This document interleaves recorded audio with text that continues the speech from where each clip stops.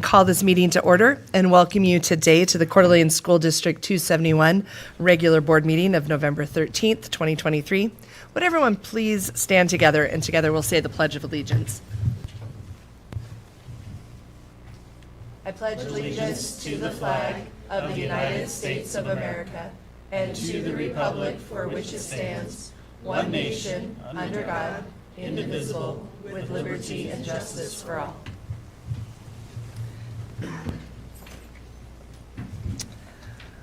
Well, welcome everyone. I'd like to introduce our participants for this evening. Starting at my far right is Miss Marianne Southwick, our clerk of the board, Dr. Sean Hawker, our superintendent. To my left is Mr. Casey Morrisroe, vice chair, Miss Leslie Berkey, board member, Miss Heather Tenbrink, board member, Miss Allie Anderton, board member, and I'm Rebecca Smith, chair of the board. Public comment tonight on district-related items is scheduled near the start of the meeting. Please sign up to speak on the sheet provided at the entrance door, and comments may also be always submitted to the board via email at trustees@cdaschools.org or in writing as well through the clerk. Thank you. Tonight, before we approve our agenda, I believe we have a request to approve tonight's agenda. Not approve tonight's, amend tonight's agenda. Okay, thank you, Chair Smith. Yeah, I'd like to make a request to amend the agenda 2 items tonight. Item 3A, the financial audit presentation, I'd ask that we move that to after public comment.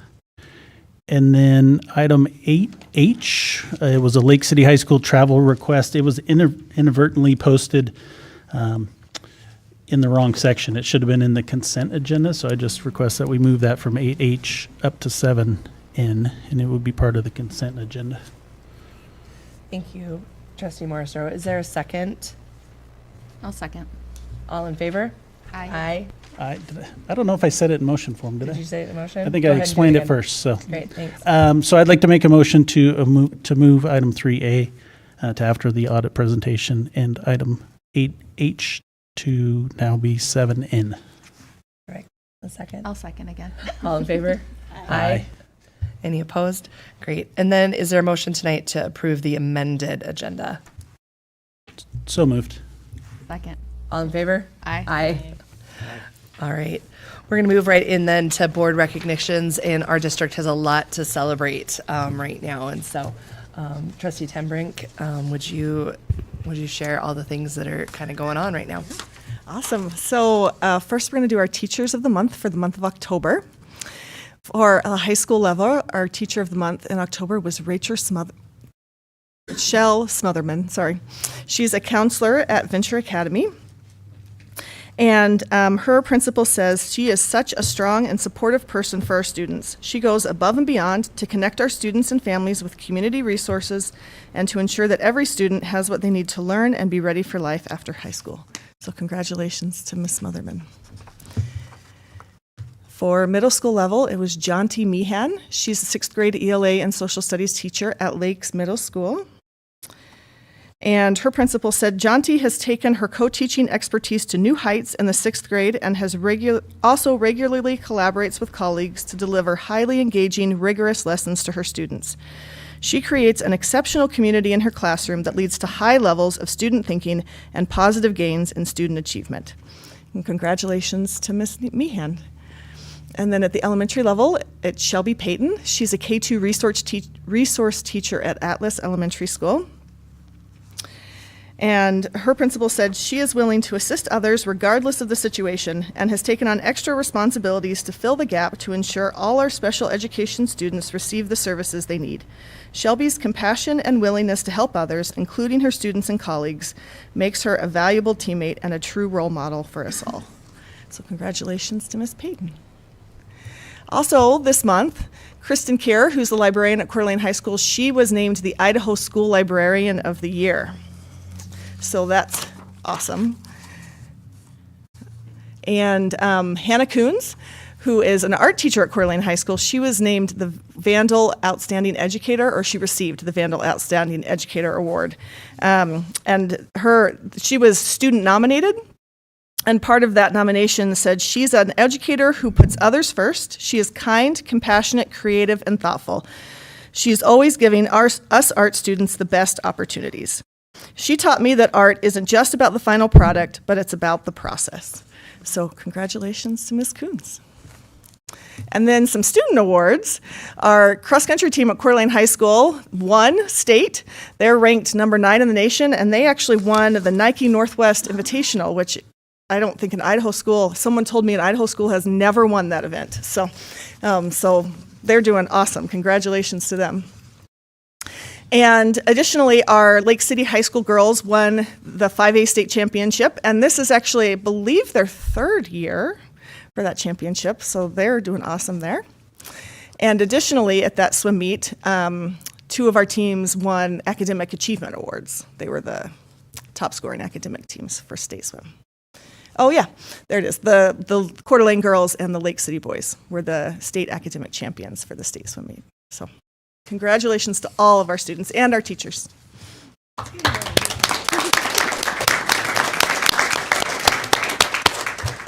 We have a lot to celebrate and recognize. Thank you. We're going to move right into our high school student body reports. And first up tonight, we have a video presentation from K-Tech, I believe is our first video this evening.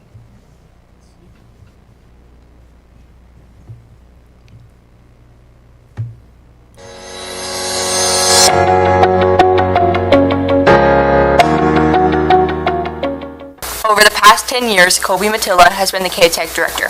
This year, as the K-Tech doors opened, students and staff were greeted with a new director, Bill White. We are excited to get to know more about Mr. White. I've been teaching for 26 years, 24 of those years at the previous job, 6 of those years in administration. My first teaching job was down in Plum Orley at Lakeside High School. I taught 2 years down there. In 1999, I went to Coeur d'Alene High School, and I taught at Coeur d'Alene High School up until this year, and this is my first year at K-Tech. Outside the education system, when I was in high school, I did some mining and logging. Then when I got into college, to help pay through college, I was a Forest Service hotshot firefighter. I was also a medical equipment technician at Gritman Hospital in Moscow. And then when I started teaching during the summers, I ran a business that had my own business doing tree removal, like dangerous tree removal, and asphalt seal coating. And then I currently have White's Rental Services, where I do long-term and short-term house rentals. My qualifications are, I have a bachelor's degree in industrial technology, I have a master's degree in administration, and then I have approximately 26 years or so in CTE classroom experience. I applied to become the K-Tech director because that's where I spent all of my time in the classroom, and I just like to see students kind of like learn their passion with the career technical education fields, and I just felt like it was a good fit for me for a new step in my career. When asked what his plans are for K-Tech's future, he had some great ideas to share. My plan as a director at K-Tech would be just to maintain the current programs that we have, and then also, in any areas that we can, expand the programs so that we can increase our enrollment so that we have more opportunities for more kids, and then also just look at what programs might be out there that we don't currently offer that would be a good fit for our area that we might want to add down the road. We are honored to welcome Bill White to the K-Tech community. On October 3rd, 2023, Governor Little joined us at K-Tech, and we could not be more honored for him to choose our facility to present the launch program. Privileged to introduce Governor Little here today to K-Tech. I'm super excited to have him out here at K-Tech, and he's going to be speaking about the launch program. So, Governor Little, everybody. Thank you.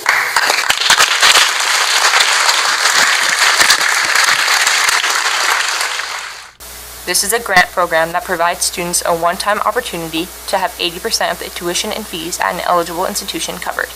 It can cover to a maximum of $8,000. With approximately $75 million available for launch funding, it is possible for this program to offer between 9,000 and 10,000 awards per year.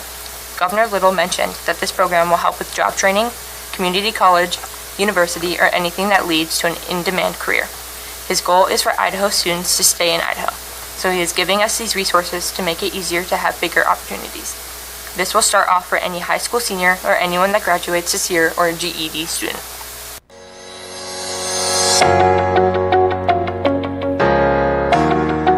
Thanks so much, K-Tech. That's really exciting work. Our next video is Coeur d'Alene High School, and they've sent a video this evening as well. District employees and valued community members. I'm Andy Jane Howard, Coeur d'Alene High School's ASB president. Joining me tonight is our ASB Vice President, Eden Stevens, our ASB Secretary, Jenny Elliott, our ASB Spirit Leader, Maya Louder, and our ASB Treasurer, Peyton Kahn. We started off the month of October with our third annual Mental Health Week.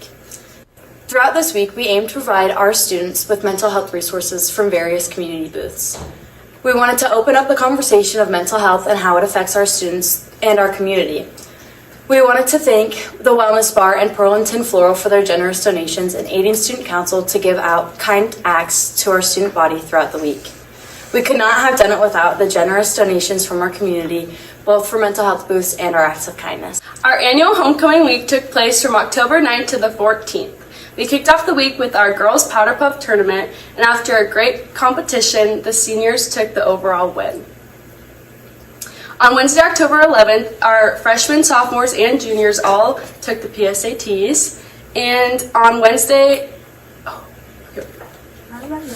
PSATs. On Thursday, October 12th, we continued our community homecoming parade where we got to show off all of our sports and clubs. Our pep assembly took place on Friday, October 13th, which consisted of our lip sync battle competition where each class and staff performed their lip sync battle routine. We had great participation in our games and other spirit activities.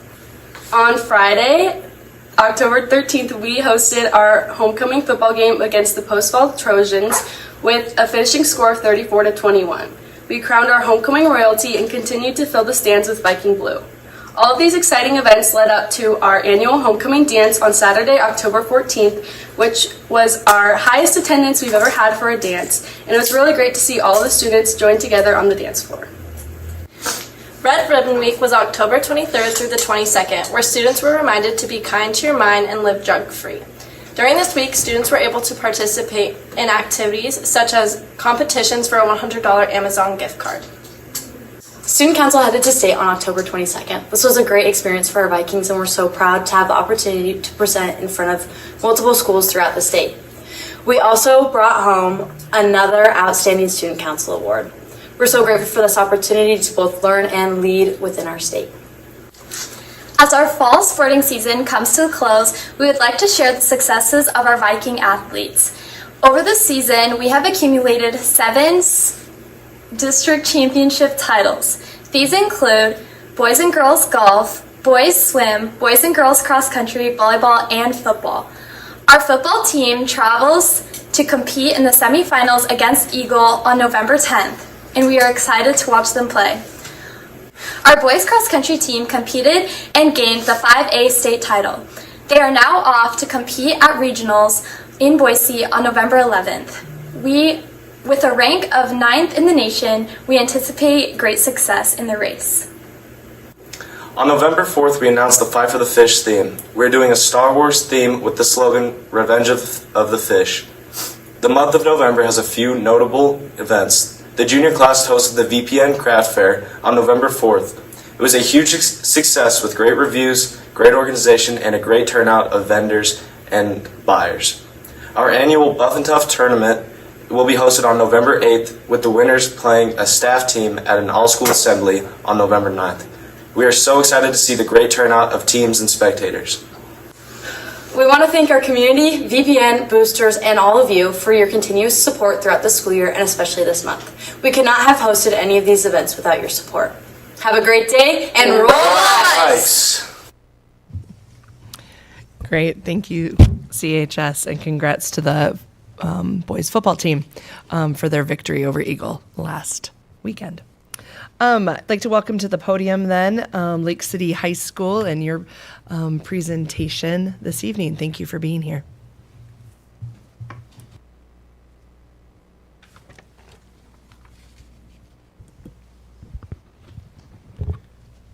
All right. Good evening, esteemed board chair, honorable trustees, superintendent Dr. Hawker, district administration, and valued community members. My name is Luke Sharon. I'm the student body president at Lake City High School. Accompanying me tonight are my fellow student body officers, Vice President Ashley Kearns, Treasurer Nathan Edmonds, and Secretary Bradley Gilmore. First and foremost, we extend our heartfelt congratulations to our varsity girls swim team for clinching their 3rd consecutive championship. The hard work and dedication displayed by our girls have made us immensely proud.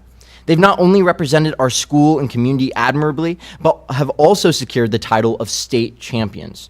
The culmination of our fall sports season witnessed commendable performances from our boys soccer, cross country, volleyball, and swim teams in their respective state tournaments. Without a doubt, the 2023 fall sports season was a resounding success, and we are eagerly anticipating the future achievements of our athletes. Now, I'll pass the mic to ASB Secretary Bradley Gilmore, who will provide further updates on activities at Lake City. All right.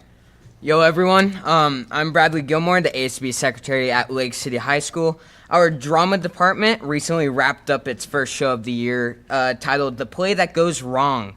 Special thanks are due to our drama director, Mr. Bell, and exceptional student actors and stage managers who brought this hilarious and impressive show to life. Excitement is also building for our ski and snowboard and trap and skeet clubs starting this month, along with the starting of our winter sports. It's the best time to engage with the Timberwolf spirit. Now, over to ASB Treasurer Nathaniel Edmonds. Hello, I'm Nathan Edmonds. I'm the ASB Treasurer at Lake City.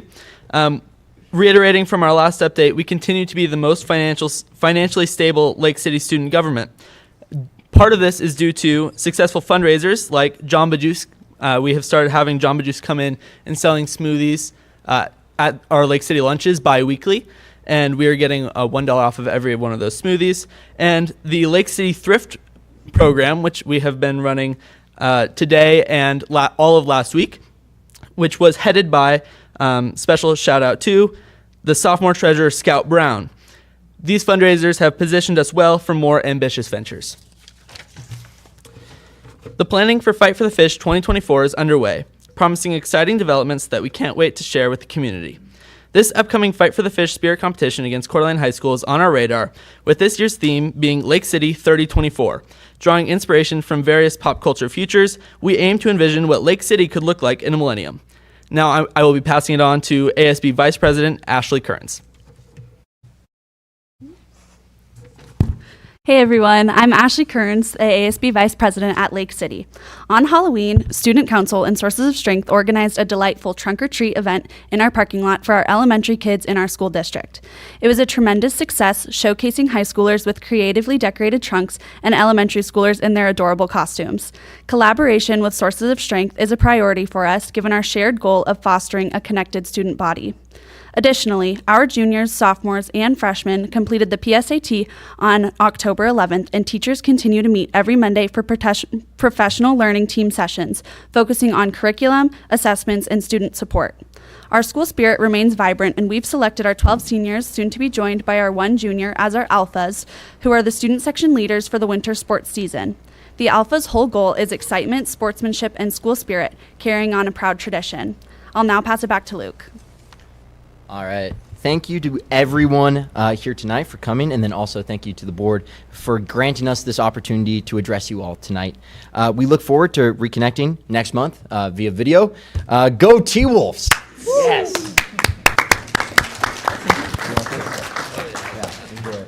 Thank you all for being here, and thank you especially just for all your hard work on behalf of Lake City High School. I'd like to bring to the podium and introduce our student advisory group this evening, and thank you in advance for those of you who are here to present and to bring us up to date on all of your work so far this school year. Yes. Hello again. Good evening, Dr. Hawker, Board Chair, esteemed trustees, and Miss Southwick. My name is Luke Sharon. I'm the Student Advisor Group Chair. I'm just going to give you a little update. First, we had our first high school SAG meeting at Venture High School on October 19th. We had Assistant Superintendent Mr. Derrick, Deputy Superintendent Dr. Nelson, and Trustee Anderton in all partial attendance, along with 7 of our representatives. This year, we have representatives from all 3 high schools, which we are really excited about. This is the first year we've had 2 venture representatives, which you'll hear from one in just a bit. We discussed our roles as representatives, and we'll discuss a main focus goal at our upcoming meeting. We did discuss student concerns at each school and share them with our respected district liaisons. We also wanted to introduce you to one of our 2 venture representatives who shared concerns about their school last SAG meeting. Hi, I'm Bridget. Venture is a great school for an alternative style of education for those who need and benefit from a departure from a more traditional school system. We are seeking to review our tardy and bathroom policy with building administration. In addition, we are seeking to find solutions to decrease recurring vandalism. Finally, we would like to initiate a conversation regarding if 9th grade students should attempt to start at one of our traditional high schools, and then Venture becomes available to freshmen after their first semester. All right. Thank you, Bridget. Moving on, we're going to move to our middle school SAG update from Liam and Kat. Yeah, you can come up. Yeah, sorry. Should have made this more clear. I don't know.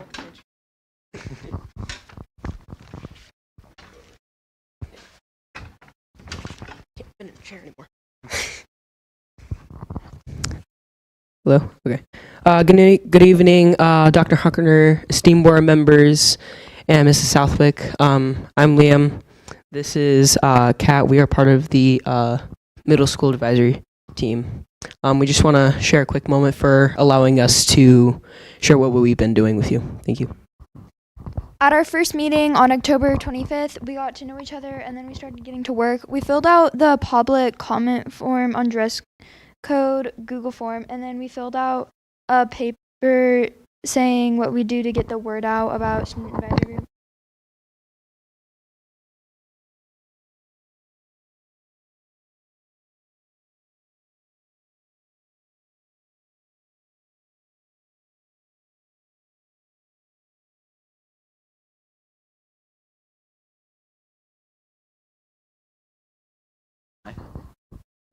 Hello? Oh, there you go. We also made a poster paper with all of our school's problems and reasonable solutions. Then we realized we should be getting other student opinions and not just ours.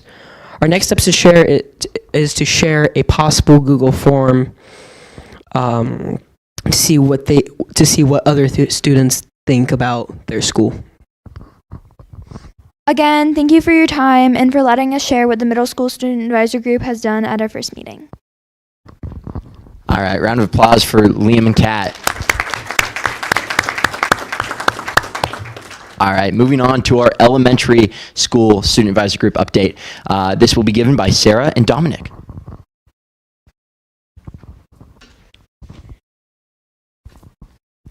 Hello, Dr. Hawker, Chair Smith, Ms. Southwick, and board members. My name is Sarah Ash, and I'm a 5th grader at Atlas Elementary. This is my first year in the student advisory group. We met last month and talked about what we should expect as SAG representatives and how we can support our classmates in our schools. In our meeting, we watched a few videos of the SAG representatives last year to show us some of the things they did. We shared ideas of some of the concerns we have noticed around our schools. One of my concerns is bullying and kids not being friendly to other kids. We also ate pizza and started working on our speeches for schools.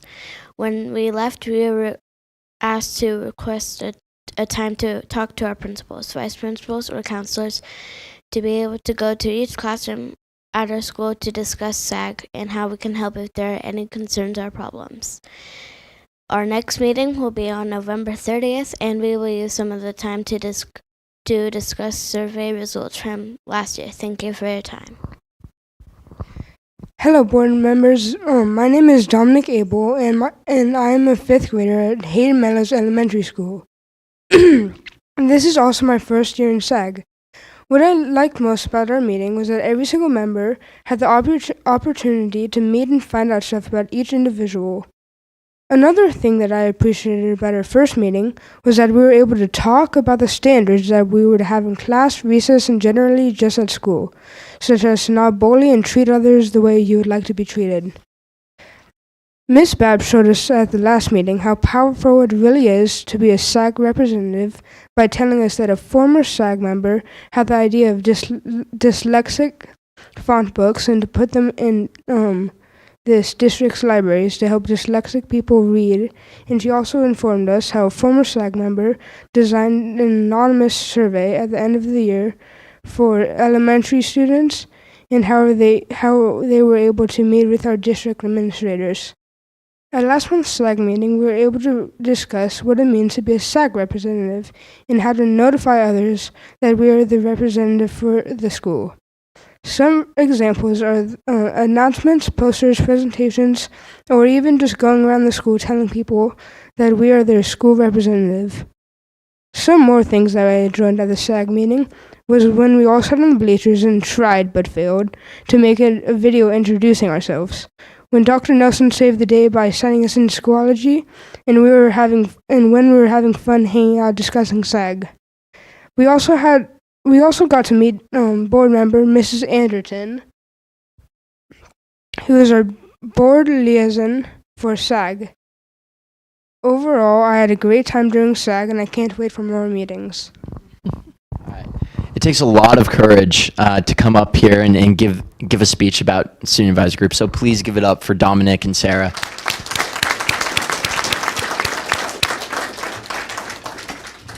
All right. Thank you, board members, for allowing us to share our work with you over the last month. We are happy to take any questions from the board at this time. Terrific. Are there any board questions for any SAG members right now? Good job, everybody. Good job. Your guys' voice and your work is important, and so thank you for the time that you're putting into this.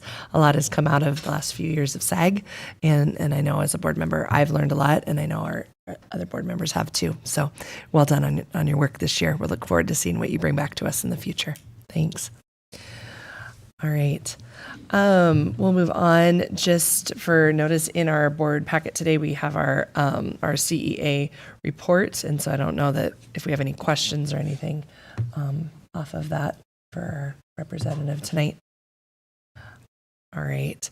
Now is the time for public comment. Is there any? It doesn't look like there's any that anyone has signed up this evening for public comment, so we will go ahead and continue down our agenda then, which means that it is now time for our district financial audit presentation. And so, Dr. Hawker, do you want to introduce, or Shannon? What would you like to do? Great. She spent a lot of time. Yeah.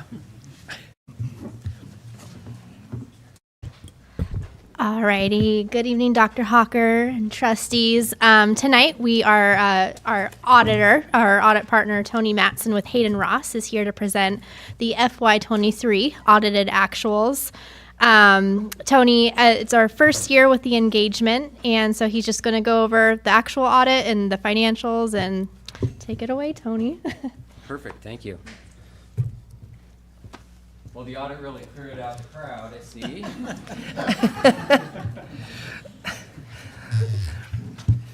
All right, well, as Shannon said, my name's Tony Matson. I'm the audit partner with Hayden Ross. We're out of Moscow, and I am here to present the end results of fiscal year 23 for the district.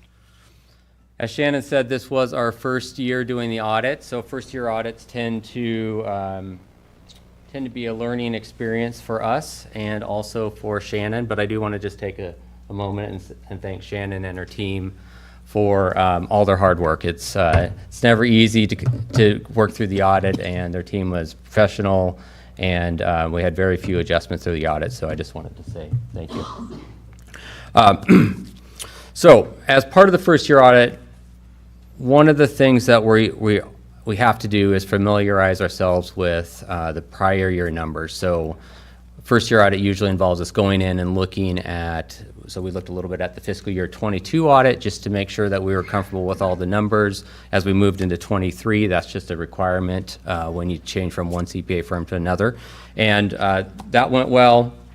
It's also our time to really dive in and get a better understanding of the processes and procedures of the district. So as part of the audit, we're obviously looking at the numbers, but we also are coming in and working with Shannon to get a basic understanding of the internal controls surrounding the flow of money. So that means we're looking at the cash receipting process to see what the district does there. The district has a number of individuals involved in the process, which is what you want. It's got segregation of duties. Bank reconciliations are done monthly. We look at the cash disbursement process. So we want to come in and we want to make sure that there's a process for the money going out the door. And the district has a very involved budgeting process, purchase requisitions, and approval of the PO process. And then also on the back end, once those POs are approved, they're matching up the invoices to make sure that those dollar amounts all agree. So from that perspective, everything that we wanted to see there on cash disbursements was there. We also come in and look at the payroll process. We're just making sure that we see that we got our pay scales are approved, that we have all the contracts are signed, and the time cards approved. So you guys hit all the boxes on everything we want to see around payroll. And the last thing we do looking at internal controls is just really looking at how was the journal entry in the monthly closing process. And the district has a process which involves obviously giving a set of financial statements to the board every single month. So although the purpose of that review is not to provide an opinion about the internal controls, it's more about understanding how things flow to evaluate the risk and where we want to spend our time when we're working on our audit. I can report back that all the basic internal controls that we wanted to see and expected to see were here at the district, so that's good. We issued a clean opinion on the financial statements, which means that they are fairly presented. That's what we want to issue.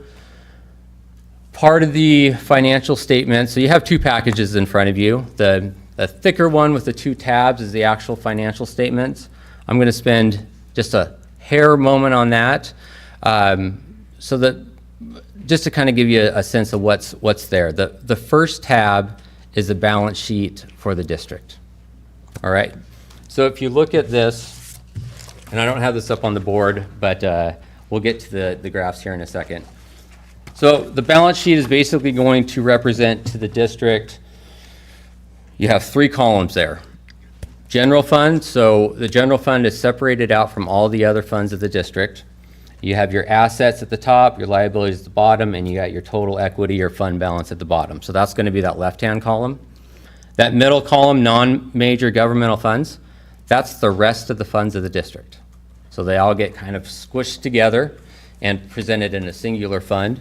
And then the far right is the total. So that's just going to be the total ending balance sheet for the district. The next tab is the income statement. And just it's presented the exact same way. So you're going to see that left-hand column being your general fund, with that bottom being where the ending fund balance. Next column over is all the remaining funds, and you got your far right totals on the far right-hand side. So those are the two sheets of paper that are important to give you the overview, and they're called the basic financial statements. The rest of the package is just additional information about other funds and information about the district. So when I look at the financial statements, it's those two pages that I tend to go to first, just to kind of see how the results of operations were. We're going to spend the rest of our time talking about the graphs, which is a little bit more palatable for everybody when we're talking about the financial statement numbers. So in that second package you have, there's a small narrative in the front, which is basically a summary of my talking points today. But if you can turn to the first graph, it looks like that, which is up on the screen. This is going to be the general fund. General fund started the year with a fund balance or equity of $7,157,000. Revenues of $89,231,000. Expenses of $89,551,000. Ending in a fund balance of $6,837,000 with a net decrease of about $320,000 this last year.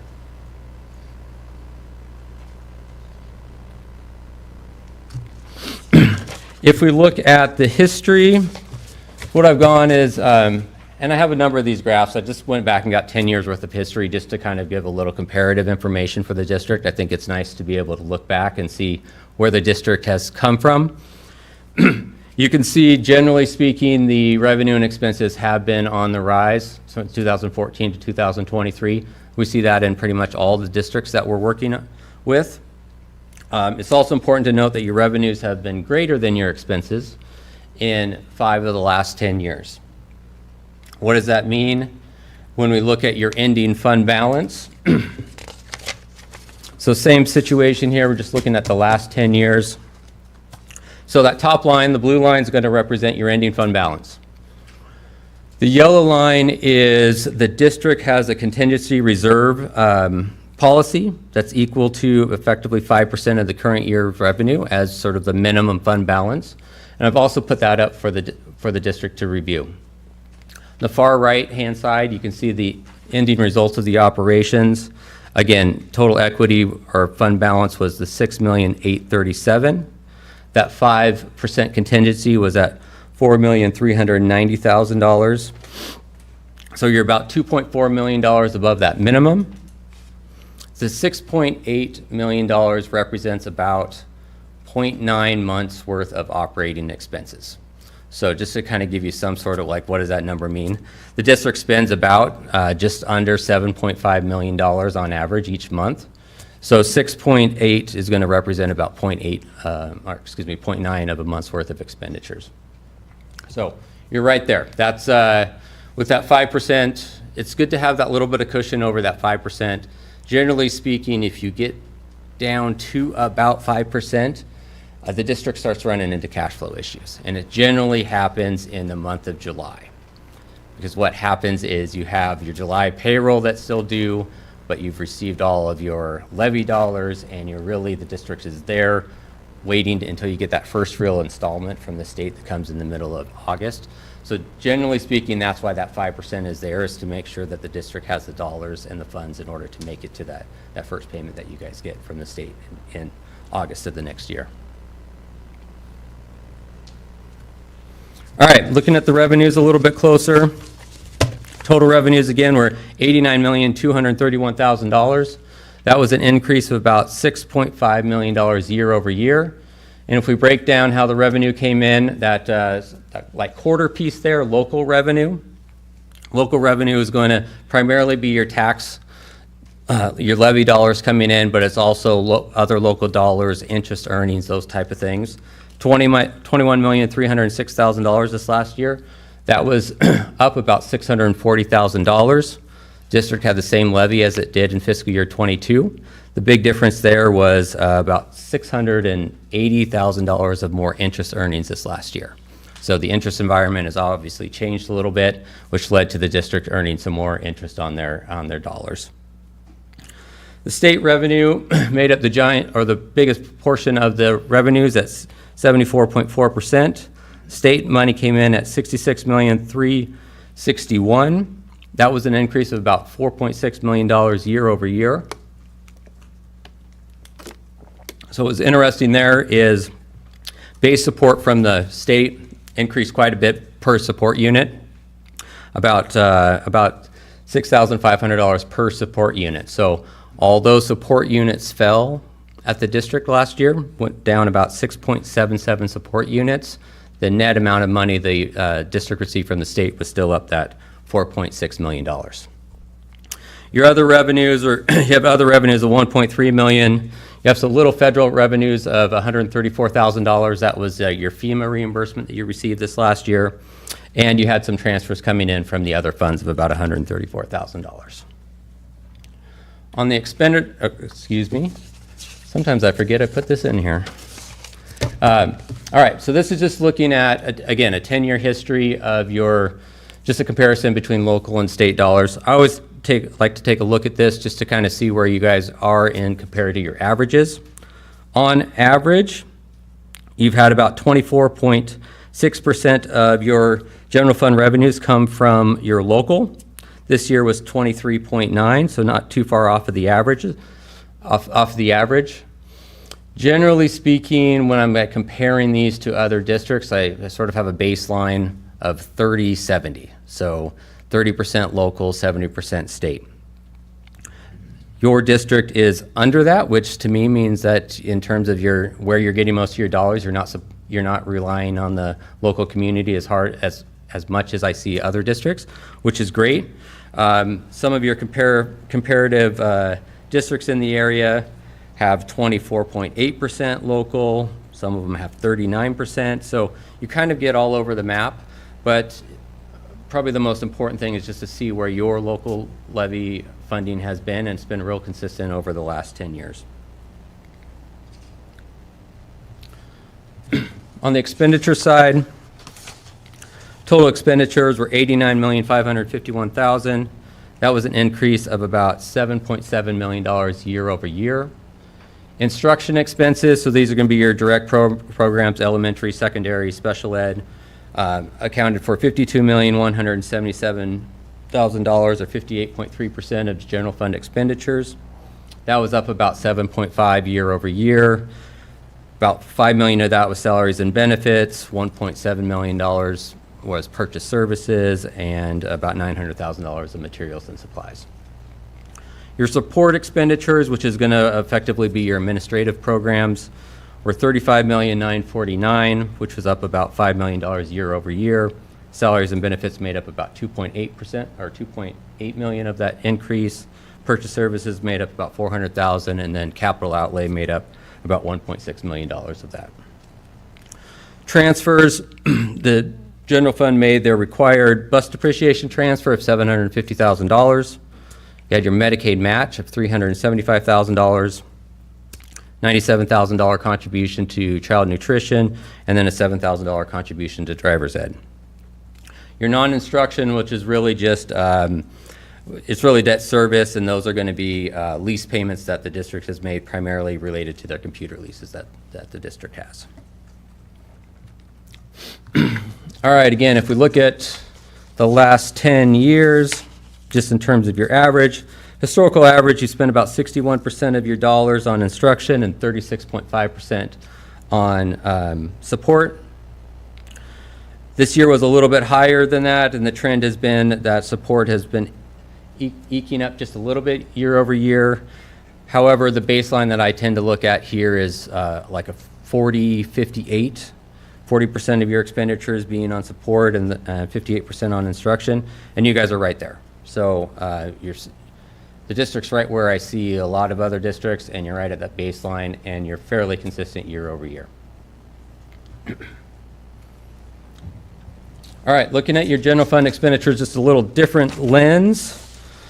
Payroll and benefit analysis. So of all of your general fund expenditures, payroll made up $51,568,000. Benefits made up $21,308,000. In combination, salaries and benefits made up 81.4% of all the general fund expenditures. The remaining 18.6% is going to be everything else. So that's going to be utilities, purchase services, supplies and materials, transfers, any capital outlay that was paid out of the general fund. So really at the time all the contracts are signed at the beginning of the year, and this isn't news to the district, but you signed off 81.4% of your budget right there. So that other 18%, although it's not salaries and benefits, it's also not flexible. So there's a lot of things in there that you really can't manage and reduce. But that's, as a baseline, a lot of times I look at this as like 85-15. So you guys, the district's actually in a pretty good ratio, being at that 81.4. All right, I'm going to jump over and quickly look through debt service and your capital project funds. Debt service, so this is going to be the two funds that I combined together are your 2012 and 2017 bonds. So those are combined together here and began the year with a fund balance of $7,270,000. Revenues were $5,327,000, which equated to your bond equalization payment that you get from the state of $127,000. Your levy money came in at $5.1 million, and you had interest and other dollars coming in at $62,000. Your expenditures were $6,718,000, which accounted for your principal payments. So the district paid $4.4 million on the 2012 bond. That was the required payment plus an additional $2 million payment the district made this last year. And you paid the $885,000 payment on the 2017 bond. Ended the year with a fund balance of $5,879,000, which was a total decrease of $1,390,000 for the year for the debt service funds. One of the questions I get asked quite a bit is, why does the debt service fund have a ending fund balance? And the reason why that $5.8 million is there is because you're not going to receive any more levy dollars, but you're going to have to make your payment in August on all of your bonds. So you'll end up making about a $2.8 million bond payment. Well, you've already made it, but a $2.8 million bond payment in August of 23. For fiscal year 24, just want to note this to the board is your actual levy was supposed to be the $3,990,000, but with House Bill 292, you're getting that one-time money from the state. So your bond levy, the actual levy is only going to be $258,000 this last year, so or this upcoming year, and the state's kicking in $3.7 million to cover that remaining portion. So this will look a little bit different next year, just getting that $258,000 from your local, and then you'll get the 3.7 coming in from the state. Capital projects funds. So I combined. You have basically 4 funds that are all capital projects in nature. I pushed them all together for the presentation. That's going to be your 2017 bond projects, your bus depreciation, your land acquisition, and your plant facility funds. Those started the year with a beginning fund balance of $10,223,000. Revenues of $909,000, which comprised of $861,000 of transfers. So you got your $750,000 bus depreciation transferred in $110,000 of your federal forest money into the capital projects funds, and you had some other dollars, $17,000 of other dollars that came in as well. Your expenditures were $767,000, which was $369,000 related to the 2017 bond projects and $398,000 related to plant facilities. Capital projects funds ended the year with a fund balance of $10,365,000, an increase of about $141,000. Of that ending fund balance, you have about $1.3 million saved up for buses. You have just over $4 million in your land acquisition fund, and you have about $4.9 million in your capital projects fund. Overall, seemed like a reasonable year for the district. Obviously, this is my first year looking at the numbers. I'm looking forward to seeing how that progresses, but generally speaking, it looked like it was a good year for the district. General fund loss wasn't very significant, $320,000, pretty close to where you guys had expected it to be. Debt service funds in good shape. Capital projects funds seem to be in reasonable shape at this point as well. So again, it seems like a good year, and I just wanted to take another second to thank Shannon for all of her hard work this year. Does the board have any questions for me? Thank you. Questions? I've got a couple. Thank you for the presentation, and I appreciate the charts because I think that just makes this a lot easier to understand. So thank you for that. Thank you. These are kind of clarifying questions. So when you talked about kind of your general comparison for Idaho on some of those percentages or dollars, is that based on the clients you're servicing in Idaho? Or is It's a combination of that and just overall, over the years, what we sort of have kind of developed to be our baseline. Okay, thank you. On the kind of the fund balance contingency. Yep. What would government accounting principles recommend, or what would your firm recommend? So the GFOA, which is the Government's Finance Officers Association, recommends a minimum fund balance equal to 2 months worth of operating revenues or expenses. and then adjusting for the individual needs of the district. So that would look significantly different at like 16.6%. Now, it does go on to clarify that districts that are government entities that have a fairly stable revenue source can generally be below that. I think 1 month is a good number. That's going to be 8.3%. That's going to give you 1 month worth of operating expenses. You know, if you look at what does 5% represent for the district, it represents 12 days worth of operating expenses. So if you missed your budget by 12 days, that's the 5%. So that's kind of puts what that means for the district. And that's really why you want to have that little bit extra in that fund balance. I mean, one of the other things is fund balance doesn't necessarily equal cash. So fund balance of your equity is going to be, well, these dollars are still owed to me. You still have, at the end of the year, you're still waiting on your final tax receivable payment that's going to come in July. That gets credited back, and you get to take credit for that as revenue in the current year.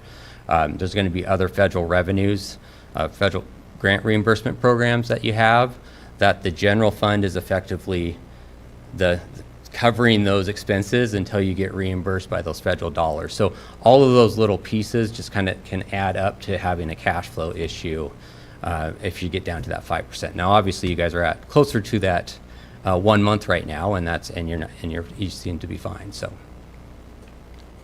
Thank you.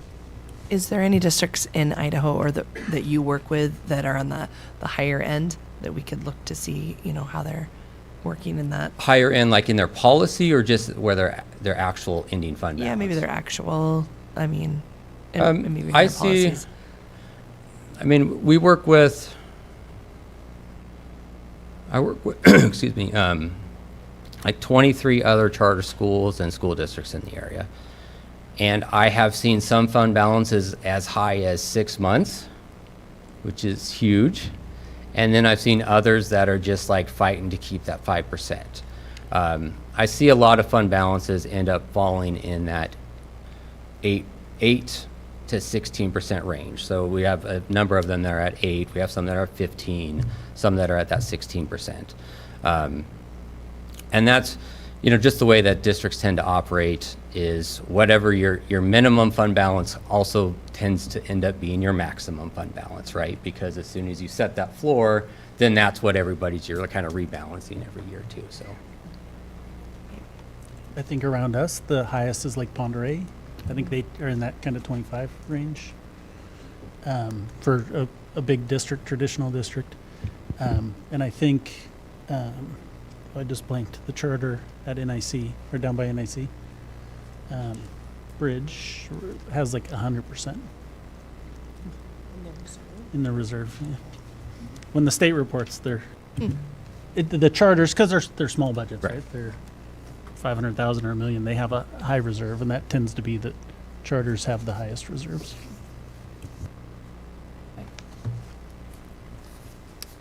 Additional questions?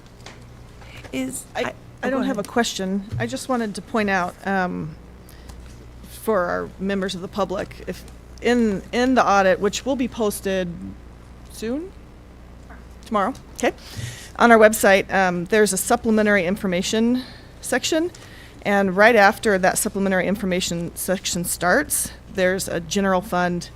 He broke it out just into instruction and support, but it's broken out into many more categories. And that general fund explanation behind right after the supplementary information. Yeah, I found that to be very helpful. It's broken down into every program. Yeah. So it's a program budget to actual, which is nice. I liked that Good report. And I actually had a question off of that. Is that maybe it's more for Shannon. Shannon, was that your narrative that we're working towards? Because I know that we're working towards more of a summary narrative that gets pushed out, right? Or is that just part of this audit? For what Trustee Tembrick was referring to? Yeah. That's typically kind of how you do your supplementary. Yeah, we usually do that as part of the supplemental information, just because it tends to be such a big component of what's happening, and it's nice to get it broken down by those various programs. I would say just a comment on that. It's comparing the adopted budget versus the actuals. And remember, we had the big raise increase after the adopted budget. One thing that I would like us to think about doing this year and in the future years, a lot of districts, like West Ada, Boise, when they do their budget adoption for next year, around that May, they also do an amended budget to make sure your estimated budget, for your estimated actuals, you have a better comparison when it comes to the audit report. And just in general in public, it's a amended adopted budget, and it provides a lot better variance and reconciliation. So I think that's one thing I would like us to do. You mean amend, because this year we didn't have negotiations. Yep. And so you mean amend it when negotiations and contracts are. Yeah, with estimated actuals. Just if always. There's always, yeah. So there's always a truer, accurate adopted budget in place. We have the working budget in our monthly financials that helps with the comparisons better, but actually adopting it, and that's actual public record, and then we can compare it and have it in our audit report as well. We used to do that when I first got on the board, and then it changed pretty quickly after that, just with the change in finance managers. Yeah, and it was a little more stable prior to COVID, but now things don't seem to be stable at all from year to year. So, and then I do want to make one comment. When I presented the general fund unaudited actuals, we were projecting no deficit. Our entire estimated deficit was cut about 1.2 million, was being covered by ESSER. With the audit and Tony's work, we did a lot of work to reconcile property taxes due. So about 280 of that 320 deficit, that is due to deferred property tax revenue that we cannot recognize as revenue this year. It will be recognized in the future year. So just want to explain, we tried to have no deficit, but there's always complex accounting rules. But that's just going to be a one-time deficit, not an operating deficit. So I wanted you guys to know that. Terrific. Well, Tony, thank you so much for coming this evening. Shannon, well done, and thank you for all your work, and we really appreciate it, and looking forward to getting this out into the community. So, Yeah, thank absolutely. I appreciate the opportunity, and I'm looking forward to doing it again next year. Terrific. Thank Great. you. Thank you so much. All right, we're going to move into superintendent comments then this evening. All right, we have 3 items for you. The first, I'll be really brief. The student body from each of the high schools did a great job in sharing their updates. I think it's worthy to share out Lake City High School's girls swim team winning 3 state championships. There's not a lot of larger school districts that ever win 3 state champs in a row of any sport. So I think that's pretty cool. And then, of course, this Saturday at 1 o'clock, Casey reminded me, is when Coeur d'Alene High School will be playing in the state championship football game in Pocatello, Idaho, in Holt Arena against their local team, the Highland Rams. That seems real fair to me, but go Vikes. That'll be a good game on Saturday. So we'll move, unless there's any other questions, we'll move into Dr. Nelson giving us our update on our strategic plan review.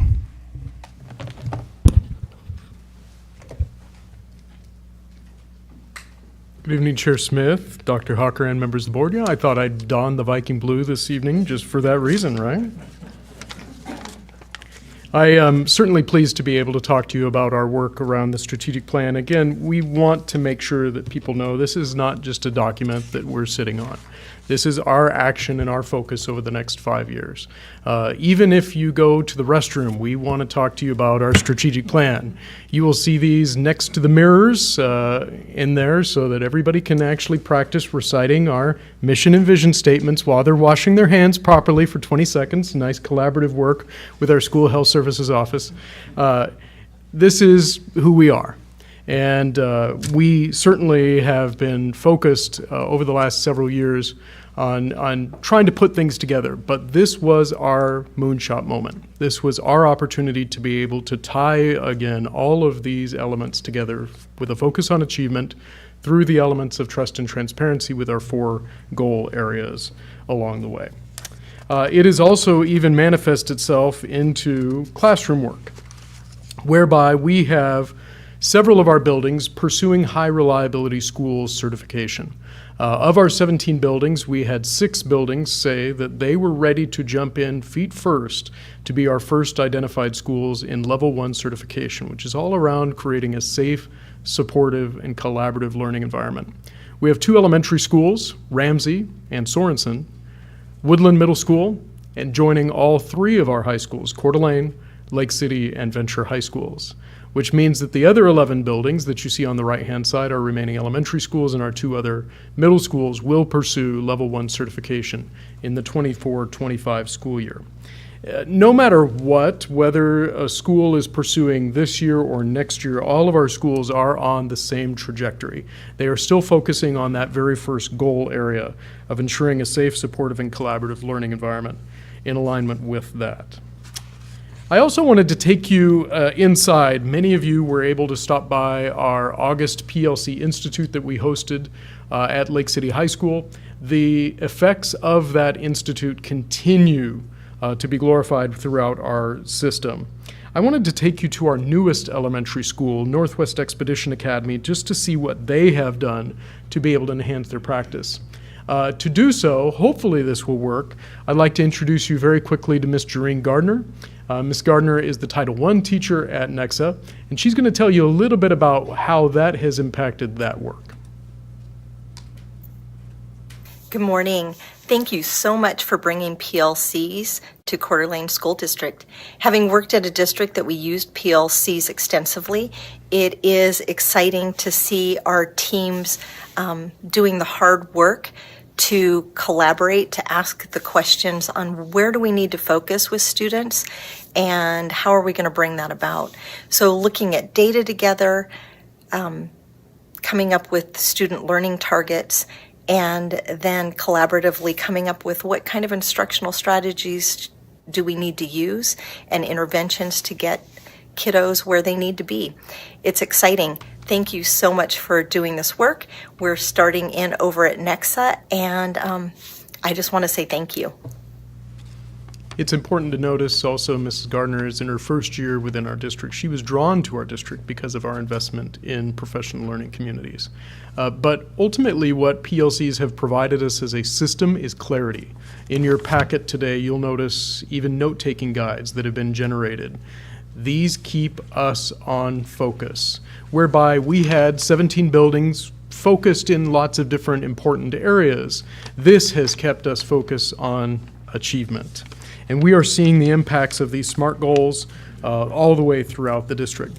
In fact, we'll keep you in at NEXA for just a few moments. Grab my mouse. And take you a little bit deeper. There are 7 tenets of professional learning communities at work. And the groups that you'll see up on the screen are going through these processes. Number 1, educators in a PLC benefit from clarity with a shared purpose, a common understanding of the outcomes they're trying to create, and collective teacher efficacy to make sure that they get there. Number 2, they're working both interdependently and independently in trying out ways to meet each student's needs. Collaboration is a process in which they work together to improve individual and collective results. Number 3, they question the status quo. They seek new ways of teaching and learning. They test the methods, then they come back and talk about what worked so that things can be replicated, not just in a grade level, throughout the entire district. Members of PLC also constantly turn their learning and insights into action. They recognize the importance of engagement and experimentation. They learn by doing. Number 5, members of a PLC constantly seek better ways to achieve mutual goals and accomplish the fundamental purpose of high qualities of learning for all. That's our 3rd goal area, high quality and rigorous teaching and learning.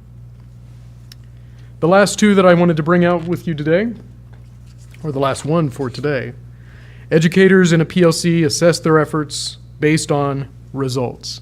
Our staff are hungry for results. They want to see how kids are doing. And they've created such a rapport with each other that it's okay to look at somebody else's results and say, well, what are you doing? And how might I be able to change some of my practices? Can I borrow what you've been doing? All of this, is, as you can see, is making us pretty happy. As even you can see Ms. Cahoon, especially in yellow there, appears very happy with the quality of work that is going on in her school. Overall, we are getting things done. If you take a look at our Gantt chart that is available for everybody at cdaschools.org/strategic plan, right toward the bottom, it's live and updated. Certainly, it's not a great view on this screen, but we have about 50 tasks currently identified in those 4 goal areas. 4 tasks have already been completed, and you'll see another one that'll probably come off the board very soon. Our internal and external communications plans are in review right now. We have 4 tasks also expected to be completed within the next 60 days, and 25 tasks that are still in progress, but we're not quite there yet. Ultimately, I'm very proud of the work that we're doing. We definitely have tied a lot of pieces together, but we still have a long ways to go. What questions can I answer? I'm assuming these photographs, I'm going to ask, are they grade level teams that are collaborating? Correct. So do we have a time every week where the grade level teams get together for planning that's uninterrupted, that's specifically for their planning? That is the mystical Monday morning collaboration times. Okay, but that's for grade level teams? Correct. Not any other kind of... So we do not do staff meetings during that time. Okay, it is great. hyper-focused on learning. So the team that you see here is a 4th, 5th grade team. This is the... that was the 4th, 5th. That was 3, 4, or 2, 3. This is 4, 5, and then the K1 team is right there. Good. I'm excited about that. You know, I came from a school that this is all I know, so I think it's really great, and I'm happy to see that our teachers are participating in this. Thank you. We're trying to make you proud.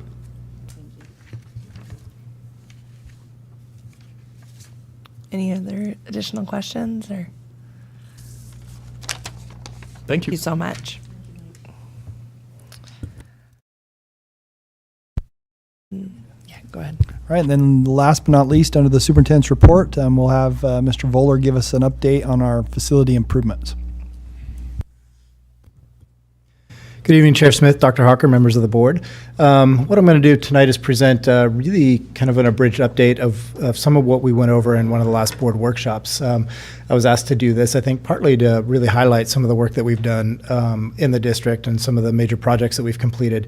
This was a really, really busy summer for maintenance, and we got a lot of work done really over the last year, but a lot of that culminated over the summer. So I think it's just a chance to highlight some of the things that we've done and really celebrate that. And hats off to the maintenance team and the work that they've done over the summer as well. So major projects. The biggest project that we did over the summer was the CHS 700 wing, where we updated the HVAC systems. There were 35 units that we took off that were in seven units that had multi-units on it. And then in conjunction with that, we were able to roll in re-roofing that whole section of the 700 building. That was a $3.1 million project. That was kind of the total cost, including architecture, design, and the general contract, and then a few miscellaneous costs that we had with us. I think one thing that is really important to highlight here is actually through the general contract, we were able to find some cost savings with that. We brought it in just about $20,000 under budget. And then the district did have a few external kind of unforeseen expenses with some mitigation of some asbestos and things that often are hidden in those old buildings. So that brought us in right on budget with that. So I think for a $3.1 million project to come in like almost to the dollar on budget is pretty remarkable. And again, hats off to the team that was working on that.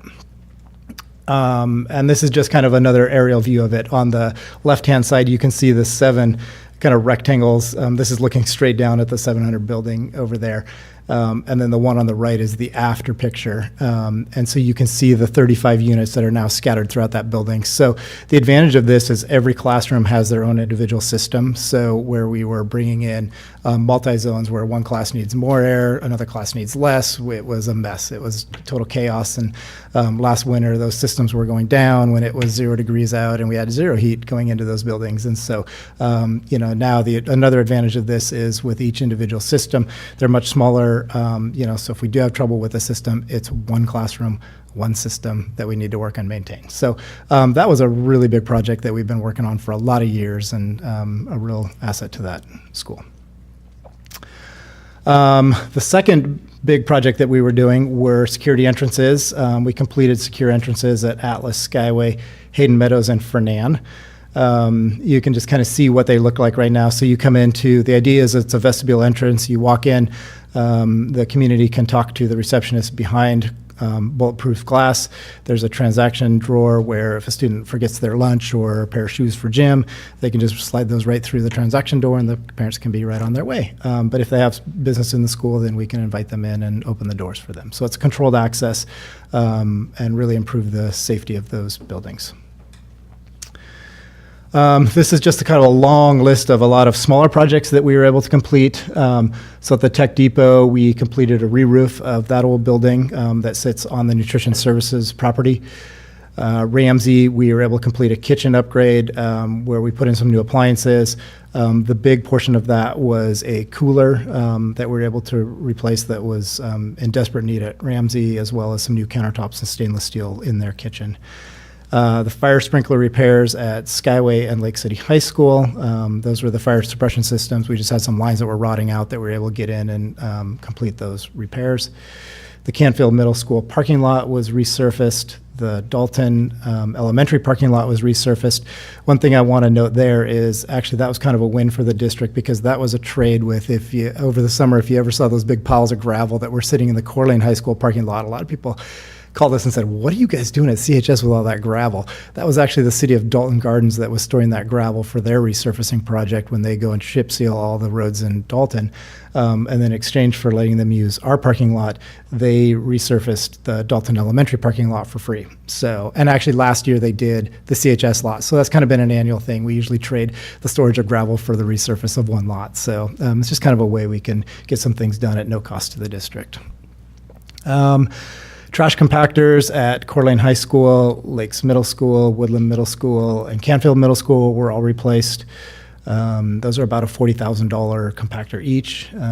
Carpet, we had about $100,000 to do carpet over the last 2 years, and too many rooms to name on there, but we've basically handled that budget that we have allocated for carpet. The deduct meters, we've been talking about those for a long time. Those were something that is obsolete, and the city of Coeur d'Alene has been begging us to replace those for a long time. And so with the funds that we have available, we're able to complete all of those projects over this last summer. Well pumps, so we use the aquifer water to come up and use for cooling in many of those buildings. Well, there was a pressure valve that was fluctuating, and there was this kind of water hammer that was going on when that well would go. And so it was necessary to go in and put in a new pressure relief valve on 4 of those schools. We completed those over the summer. We replaced some old gym doors at Lakes Middle School. At the maintenance shop, we got them a new compressor, and then we also did electrical panel updates at maintenance and transportation. Another big community project, this one was the one that was highlighted with the booster funds. We were able to complete the turf field at Coeur d'Alene High School. This is an aerial shot while it was during construction, so you can kind of see a lot of the remnants of them while they were installing, but this is a live aerial shot that was taken in early August, I think. They also funded a scoreboard. Actually, the scoreboard was donated by ICCU. And then another booster project was to complete a hitting facility, and this is the construction of the hitting facility also at Coeur d'Alene High School. So again, another idea of community support, community partnership that I think we can really celebrate to get these types of projects completed at really no cost to the district. And maintenance helped facilitate that a little bit, but really that was just kind of our management time to just make sure the things that were going on our property were going on in a way that we would want them to happen. Projects that are currently in process, so security entrances, there's still two schools that do not have the secure entrance, so those are Dalton and Ramsey. We are currently finalizing the plans for that so that we can go out for bid in January on those. And then our plan is to complete those two next summer for the summer of 2024, so that's Dalton and Ramsey. Transportation, we're still working on completing bathrooms for them. The costs on those came in a little higher than we'd anticipated, so we're still trying to figure out the exact funding source that will do that. But in the meantime, in order for that to happen, we did install a city backflow pressure valve that was necessary to do any work on that building, because that whole facility never had that. Jeff, just Yes. to clarify real quick, on the secure entrances, Dalton and Ramsey do have secure entrances. They're just not the. That's true. They do have the double doors. Yeah, that's a good point. But they're not the kind of entrance that we want, where we have we're Transaction basically window looking and at all them through a camera, allowing access into the building before we have any interaction with people. So you're right. It's going to that model that we want at all the schools. So thanks for that clarification. Anticipated projects coming up. So with some of the remaining ESSER dollars, right now, the projects that we're working on to get ready for spring and summer, roof work at Coeur d'Alene High School, Fernan, and Hayden Meadows. HVAC projects at Canfield, Dalton, Sorensen, Lake City, Bryan, CHS, Venture, Fernan, and Meadows. Basically at those, I think there's 9 schools there. We will be doing approximately 26 units. That's what we're putting out for bid, and I'm writing that bid right now to hopefully go out in the next week or so, and hope to bring that to you guys in December or January for review on those projects. Those are all rooftop units, so they're not quite as extensive as what we did at CHS, where we had to take the lid out of the drop ceiling and do a lot of ductwork. These are just going to be remove a unit, replace it with a like unit. So it's going to be a little more simple. However, those units are pretty costly. So, and then parking lot, the full replace of Ramsey. That's the bus loop at Ramsey. It's almost gravel, so it is so crumbled and in desperate need of repair and replacement there. Lake City High School Auditorium, we're working on a sound system revamp there. Technology and safety and security is working on camera replacements and fence upgrades at many of the elementary schools as well. Looking forward, I just brought in a few pictures of some things that are in fairly big disrepair that we need to consider to keep on the radar. These are tennis courts at both of the high schools, actually. You can see the major cracking that's going on in those tennis courts. And unfortunately, those are pretty costly to repair, but we have some really significant repair work that's necessary at those. We tried to do a temp repair a couple of years ago, and it just didn't last because there's so much separation in that asphalt. Likewise, tracks at both high schools have some pretty significant work that needs to be done as well. So the photos on the left are the Coeur d'Alene High School track, and the ones on the right are the Lake City High School track. And again, you can see where there's some major cracking and things going on in those tracks, and need some pretty significant work in the near future.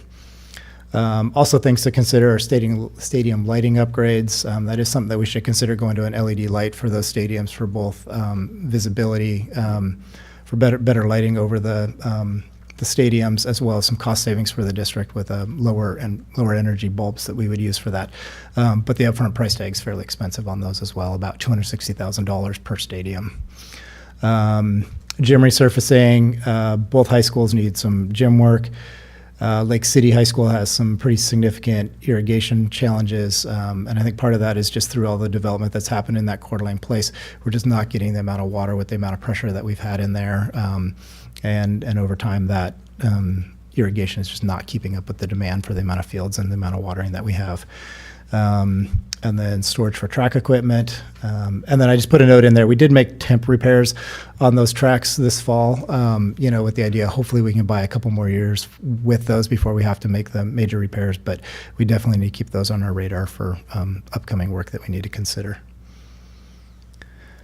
And then this is just kind of a laundry list of other fairly significant future needs that we need to just keep on our minds. So block structures, we have some leaking going on in the block walls, like mainly the gym walls at Ramsey, Fernan, Coeur d'Alene High School, and Canfield.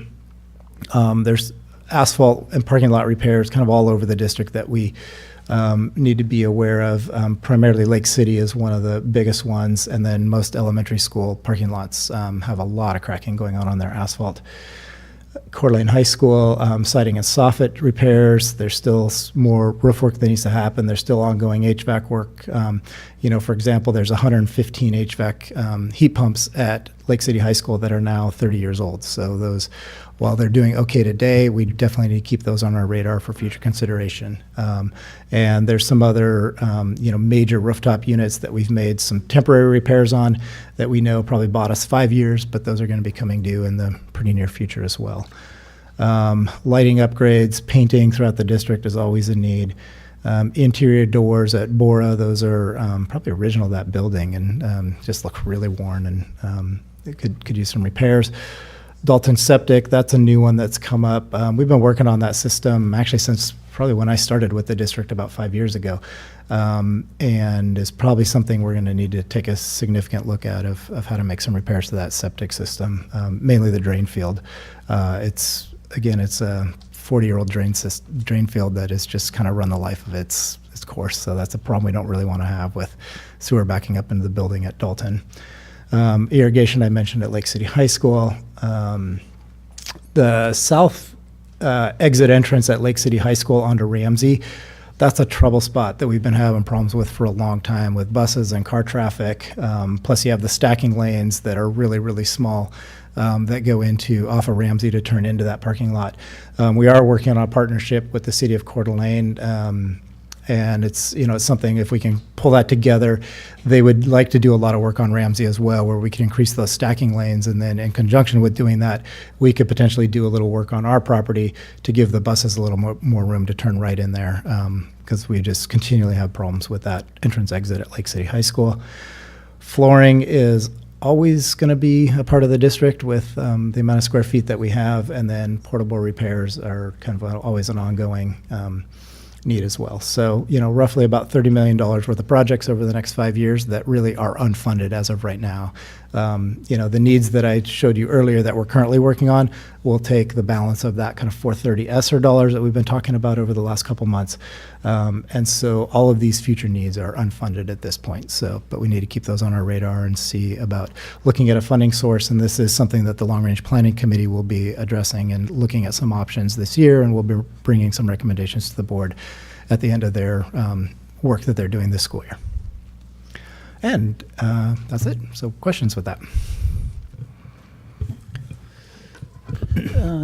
Thanks, Jeff. I have a question. I was at a City of Coeur d'Alene function sometime in the last month, and they were talking about water usage because it's come up in the City of Coeur d'Alene. And one of the council members made a comment that 60-something% of their water usage is the Coeur d'Alene School District and the City of Coeur d'Alene. And that kind of blew my mind a little bit. And, not when you think about parks and all those sorts of things. But I wondered, one, what percentage of that are we? And two, are we talking with the city, or are we looking at how to reduce our water usage? Yeah, that's a hard one because the sports fields take water, and that's the majority of it. We can turn down some beds and some of the flower beds and some of the front grounds that we don't need as much water for, but that's our peak season as we're coming into the spring, the summer and fall for really maintaining those fields. And so we were actually having a meeting with Lake City High School just on Friday, and we're talking about we water basically 12 hours a day at Lake City High School because of all the grounds and all the fields that we have out there. And so we're just rotating those zones, moving throughout.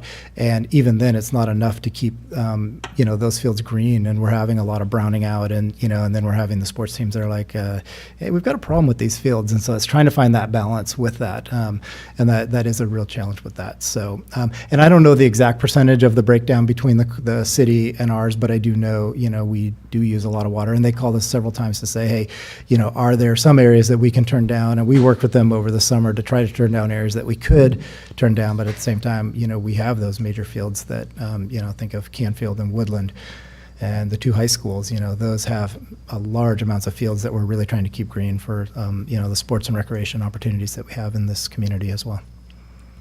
Yeah, it was just shocking to hear, I guess, that when you think of all the households, to think these two entities just on parks are using 60-something% of the water. Yep. The other one I wanted to mention, just because you had a lot of the sports fields in there, because I don't know that I've mentioned this to the board, but Mr. Derrick was asking me what I was going to do after the board, and I made the mistake of referencing Pocatello School District, I believe, that came up with a sports kind of Field of Dreams master plan for their whole district, and then they went out and privately raised money.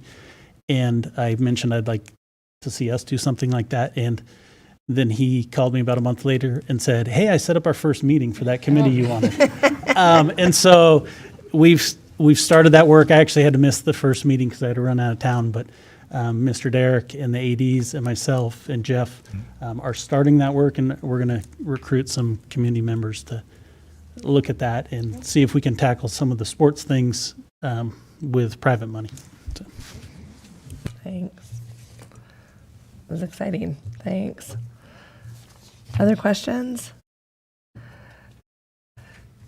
Jeff, one of the reasons we wanted to bring you back is that we heard a little bit of this in a workshop not too long ago, but really wanted to just focus, especially on putting it back in front of the community, just to say there was a lot of work done this summer and a lot of things accomplished with community dollars. And so thank you. Thank you for stewarding that. Thank you to your team for all that hard work, and really appreciate your efforts and moving us forward and tackling these big projects. Thank you. All right. Great. We're going to move on then. Great. Next up, we have our consent agenda. Is there any discussion on any of those items or questions or anything? And if not, then is there a motion to approve tonight's consent agenda? I'll make a motion to approve consent agenda items A through the item N that we moved onto there. Second. Second. Any further discussion? All in favor? Aye. Aye. Any opposed? All right, so consent agenda is approved.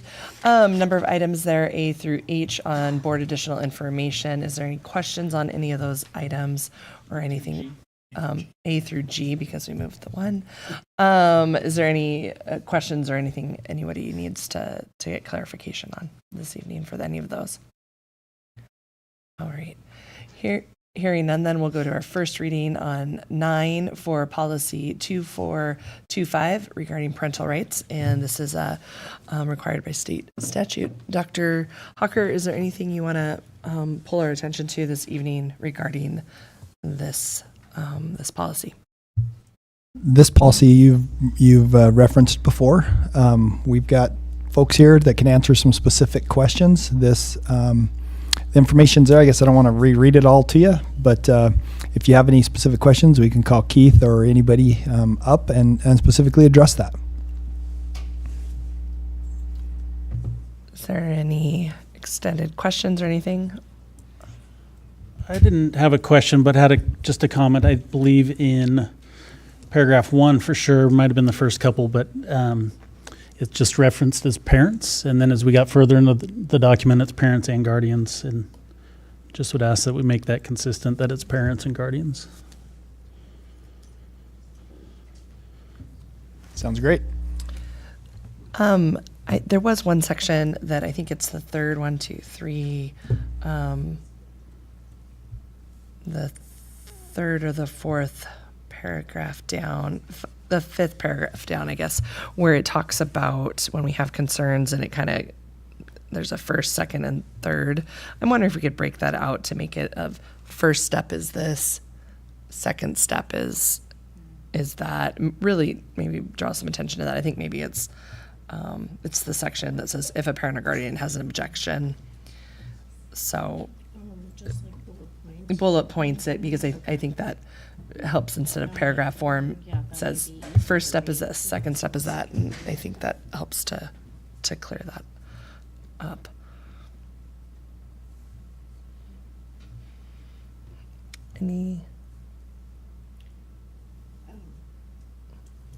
This first reading, are we going to put this out? Mm-hmm. Okay. Yeah, well, if the board so chooses, we can put it out, but that would be really the next step. And if it's the pleasure of the board, we'll make those couple of modifications you've already suggested before we put it out for the first reading. Great. Any other comments or anything? Or well, then hearing none, there is a motion there if the board so chooses.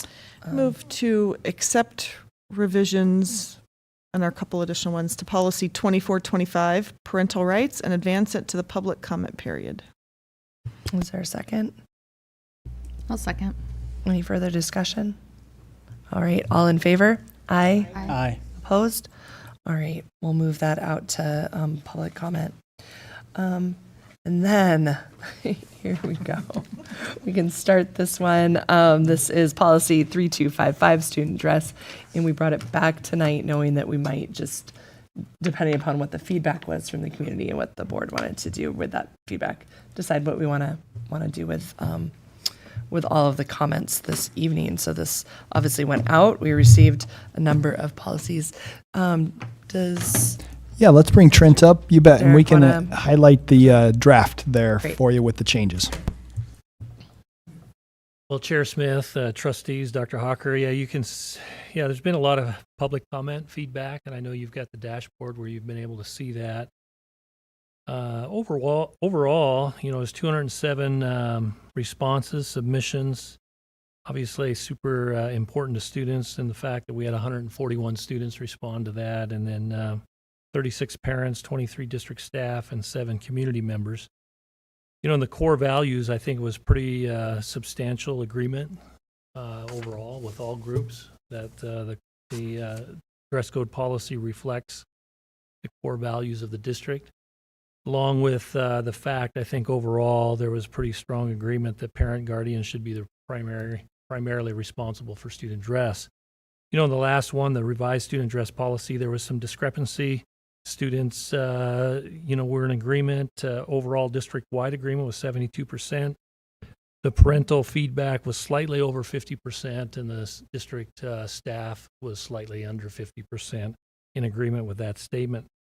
So if you look at based on that feedback, a couple of minor changes that we are suggesting and asking the board to consider is that, and we've vetted that a little bit. I vetted it with SAG as well, talked to them today, talked to Luke.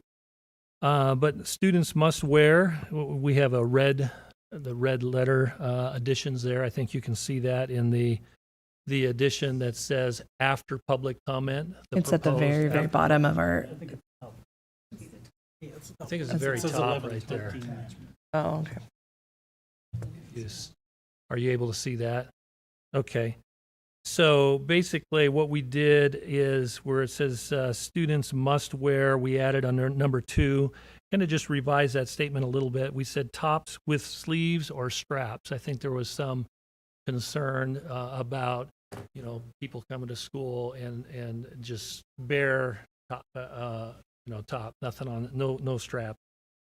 And then in the exceptions too, down on number 3, we added the hood portion of hooded apparel may not be worn during class time. And that's kind of what we were thinking about. If we go to the very top, one of our introductory statements is that Coeur d'Alene Public Schools prioritizes in-class learning time, student achievement, and positive relationships.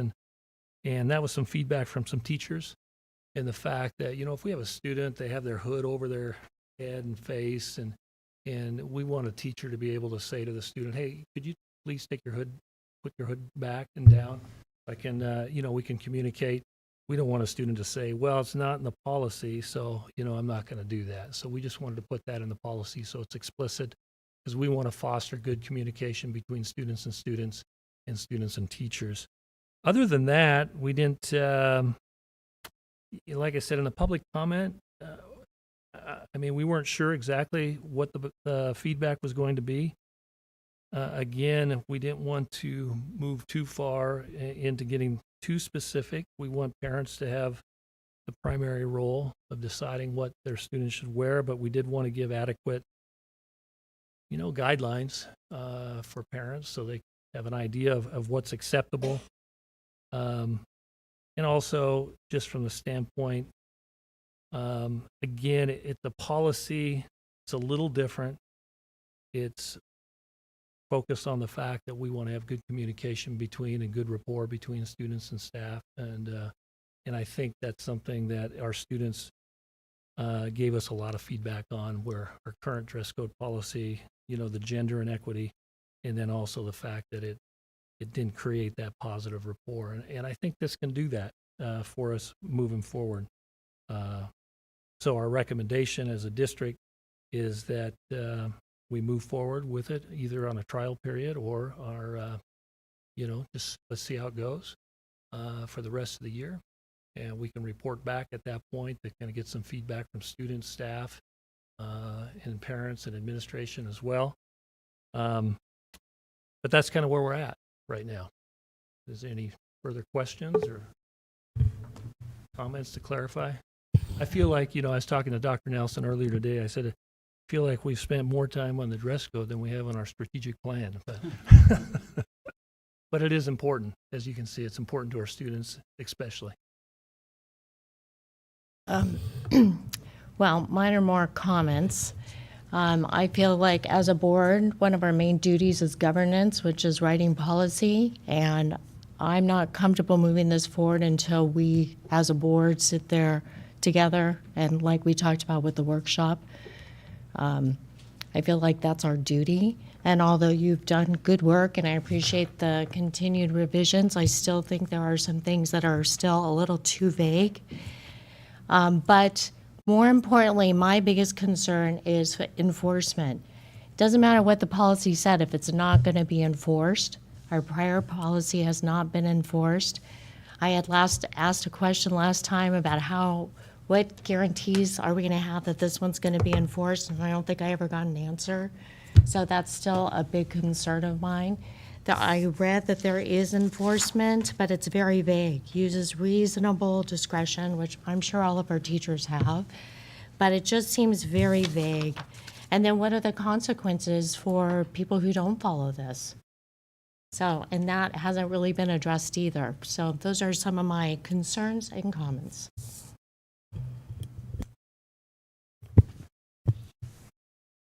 Great, thank you. Other additional?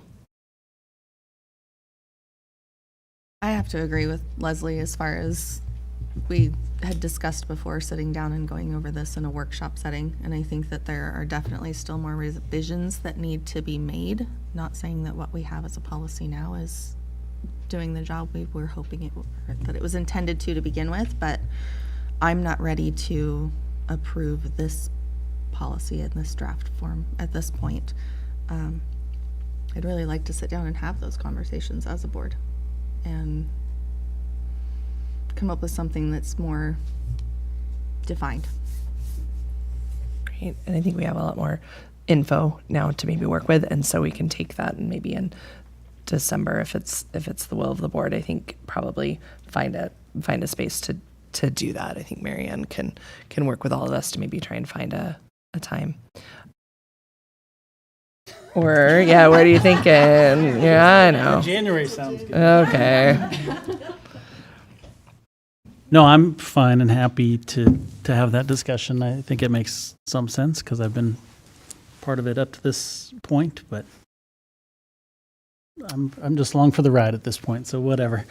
I appreciate the edits today. That I didn't get a chance to look at those earlier, and I think those two items were pretty common in the teacher comments. I'd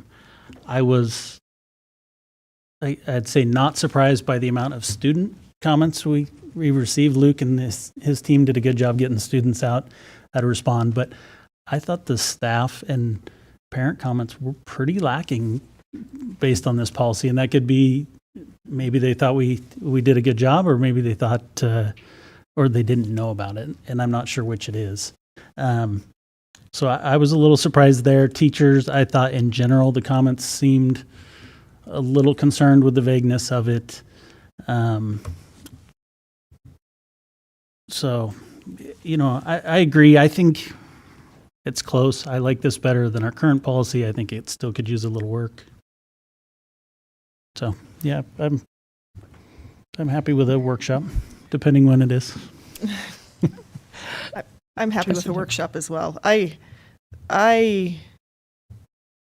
There's much of it I like. I would like to see a little more clarity in the enforcement section. So yeah, and it'll be good conversation in the workshop as well. Part of it's by design and the fact that if our parents are primarily responsible, Sure. The guideline, the idea is that we would take it back to the parents. I guess, things we want to work well, I understand that too. Yeah. I mean, yes, I agree, which is why I don't know that I'm in favor of adding I think there's still little bits to the must not wear, must wear sections that I would be interested in, but I'm not interested in adding 2 inches. I mean, we had some very specific suggestions, and I'm not sure I want to add that much specificity back to that section. But I do feel like enforcement is, I see what you're saying, but maybe halfway between where we are now and this. I don't know, but yeah, no, it's a difficult policy. There's no doubt about it. Like I mentioned last month, we had the students that were here singing, to commemorate 9/11, and a few of them, by their dress here at a school board meeting, didn't quite meet the letter of our current policy. And what a difficult conversation to have as an administrator to students who they're representing their school and their family so well, and then are we going to say you got to enforce it and say, sorry, but you weren't in compliance, I'm going to have to give you whatever detentions or whatever the case may be. So we're trying to figure out how we can make that more of a relationship conversation rather than a punitive conversation in light of dress. And it is an important thing. We talked about dress. I talked to the student advisory group this last month about what's appropriate dress. But I didn't try and give them specifics. I just said, let's make sure that you dress in a way that doesn't detract from your message. So more principle-centered. And that's what we're trying to do here. It's more principle-centered rather than detailed-centered. But there's a lot of conversation. I get it. It's not my policy. I'm just here to report on it. And I think there's good conversations to have. I guess what I worry about with the enforcement primarily is I'm honestly mostly concerned with, do our teachers understand what their role? I'm not sure it's well spelled out for our staff what their role is. Yeah. I'm not necessarily looking to add like a first offense, this second offense, but Gotcha. But what's the process and what are different people's roles in that process, I guess. No, that's fair. As far as like students performing here and the attire that they may wear, or prom or anything along those lines, if you've taken a look at Lakeland's policy that they have right now, that's actually addressed. And they do it really well. And I'd like to actually look at that as a board and when we do our workshop and compare notes a bit. Well, I happen to know people at Lakeland. So. Trent. Yeah. I think that the issue obviously is gearing us more towards the secondary than our elementary. Sure. And probably even middle school to some degree. But I've mentioned the word standard multiple times, and I feel like we need a standard. It's our job to prepare our students for being successful in life. And pretty much every job out there has a dress code, with the exception of some, but some of them. So I feel like it is our job to model and to teach what is appropriate dress. And sure, are kids going to take advantage of that? Probably there will be some. I mean, I'm not that old to remember those days too. But I feel like it is our job to teach that and model that. And our job is also to educate. And if we're being distracted because, somebody's got some crazy outfit on and there's no consequence because we don't want to remove them because, I don't know, that's going to be an embarrassment, then again, we have no enforcement. So I struggle with, I don't think this should be so hard, but I feel like it's our job as the adults to model and teach us what the standard is at our educational schools, at our schools, in our district. I don't disagree with the fact. It's just how we do that, I guess, is the question of how we're going to do that. Well, hopefully we can find some agreement on how to do that. Yeah, you bet. And I'm sure we can. So Trent, the one thing that I would add just to echo in that is I'm wondering if there is any more, especially at the secondary level, teacher, instructor feedback that would be helpful prior to a workshop. I would welcome that, especially. I feel like we maybe just scratched a little bit of a surface there a little bit. So I'd appreciate maybe some more teacher feedback and hearing kind of where we're at Ms. Southwick, if you would kind of begin to poll us and to see maybe when following Thanksgiving kind of thing in there. We don't have a workshop scheduled at this point for December. But maybe we could come together then and plan things.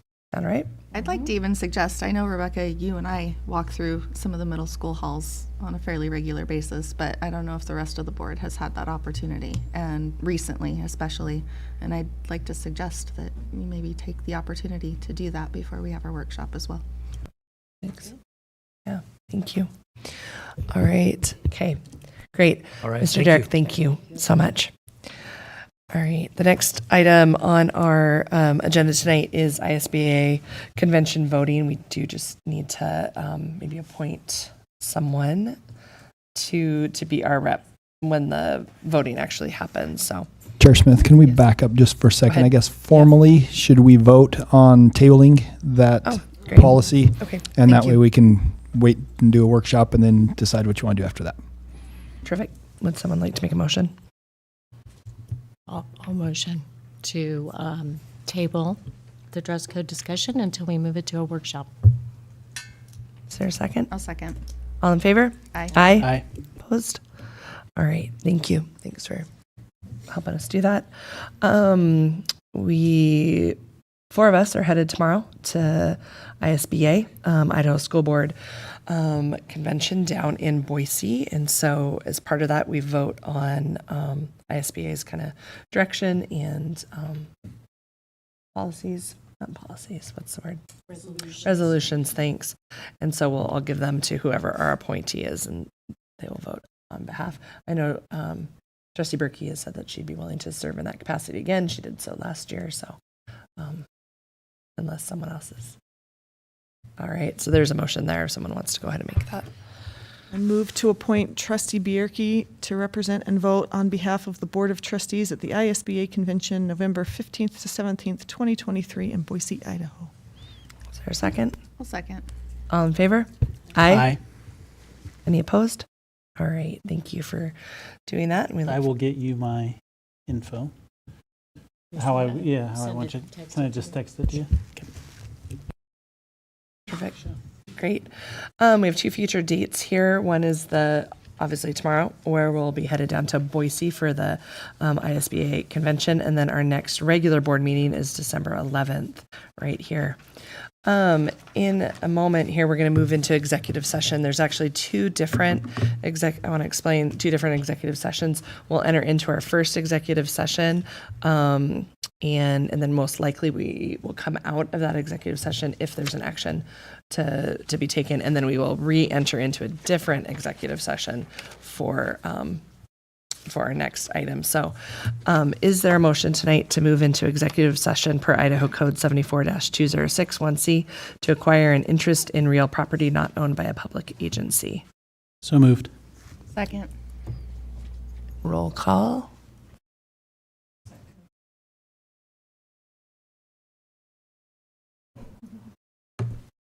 Trustee Smith? Yes. Trustee Morrisroe? Yes. Trustee Bierke? Yes. Trustee Tenbrink? Yes. Trustee Anderton? Yes. All right. I want to thank everyone for coming this evening, and we'll take a 5-minute kind of break as we clear the room before we fully enter it. If you need signatures, come on up. We'd love to do that.